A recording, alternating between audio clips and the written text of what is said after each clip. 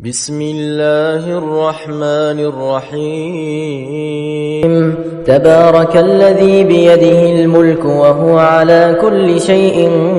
قدير الذي خلق الموت والحياة ليبلوكم أيكم أحسن عملا وهو العزيز الغفور الذي خلق 7 سماوات طباقا ما ترى في خلق الرحمن من تفاوت فارجع البصر هل ترى من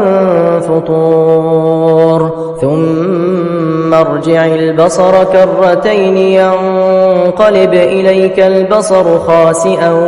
وهو حسير ولقد زينا السماء الدنيا بمصابيح وجعلناها رجوما للشياطين وأعتدنا لهم عذاب السعير وللذين كفروا بربهم عذاب جهنم وبئس المصير إذا ألقوا فيها سمعوا لها شهيقا وهي تفور تكاد تميز من الغيظ كلما ألقي فيها فوج سألهم خزنتها ألم يأتكم نذير قالوا بلى قد جاءنا نذير فكذبنا وقلنا ما نزل الله من شيء إن أنتم إلا في ضلال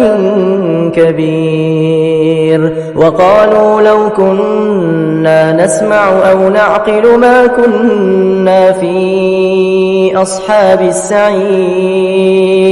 فاعترفوا بذنبهم فسحقا لأصحاب السعير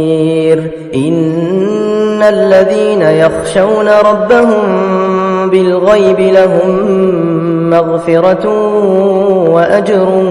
كبير وأسروا قولكم أو اجهروا به إنه عليم بذات الصدور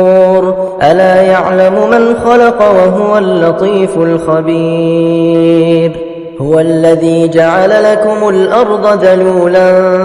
فامشوا في مناكبها وكلوا من رزقه وإليه النشور أأمنتم من في السماء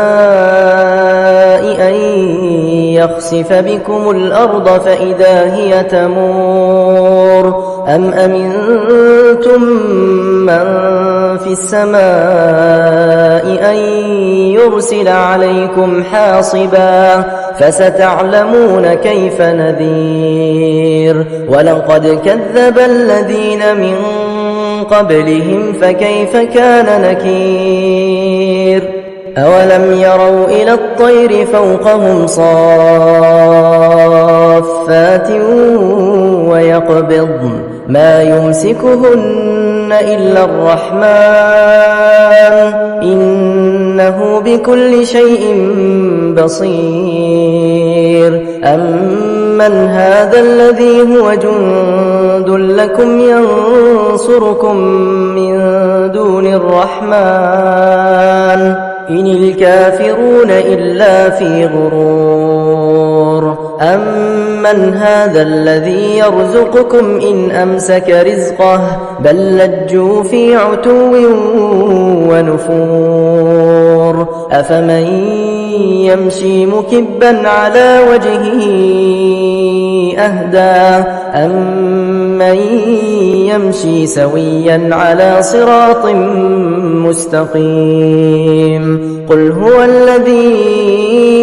أنشأكم وجعل لكم السمع والأبصار والأفئدة قليلا ما تشكرون قل هو الذي ذرأكم في الأرض وإليه تحشرون ويقولون متى هذا الوعد إن كنتم كنتم صادقين قل إنما العلم عند الله وإنما أنا نذير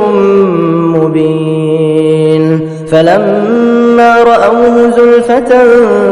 سيئت وجوه الذين كفروا وقيل هذا الذي كنتم به تدعون قل أرأيتم إن أهلكني الله ومن معي أو رحمنا فمن يجير الكافرين من عذاب أليم قل هو الرحمن آمنا به وعليه توكلنا فستعلمون من هو في ضلال مبين قل أرأيتم إن أصبح ماؤكم غورا فمن يأتيكم بماء معين